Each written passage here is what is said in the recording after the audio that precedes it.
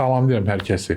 Üzünüz həmişə gülsün. Suallardan biri budur ki, ən çox da xanımlar verir bu sualları. Dırnaqlar tez qırılır, tez kövrəkləşir, çartlayır. Yəni nə qədər qulluq eləyiriksə, baxın o dediyiniz qulluq çox zaman əksinə olur. Yəni o dırnaqları gedib kosmetoloqda, manikürdə çoxlu yondurmaq heç də qulluq demək deyil. Əksinə dırnağın materialını zəiflətməkdir. O yonulmuş dırnağın üzərindən vurulan o laklar, kimyəvi maddələr dırnağı məhv edir. Ona görə bunlardan çox qaçın. Biz bu arada danışmışıq. Amma necə qorunmaq olar onu demək istəyirəm. Artıq zədələnmiş dırnaq varsa, çox sadə, evdə duzlu su, vannası düzəldirsiniz, ilıq halda əlinizi bir saat saxlayırsınız həmən o suda, həftə 2 dəfə eləyin. Dırnağın bərkiməsinə kömək eləyir. Bunu eləyin, sonra qoz yağı, Hind qoz yağı kitabda gedir, amma biz deyirik qoz yağı. Qoz yağı ilə masaj eləyin əlləri. Bu çox xeyirlidir dırnaqlara və dəmirlə, biotinlə, sinklə zəngin qidalar, kalsi tərkibli qidalardan bol-bol istifadə eləyin. Artıq və bir də yazımız, yayımız gəlibdir. Səhər günəşini bol qəbul edin ki, vitamin D artsın və o vitamin D-nin sayəsində sümüklərimizdə, dırnağımızda kalsi artsın və daha keyfiyyətli olsun. Gözəl günlər arzulayıram hər birinizə. Sağ olun.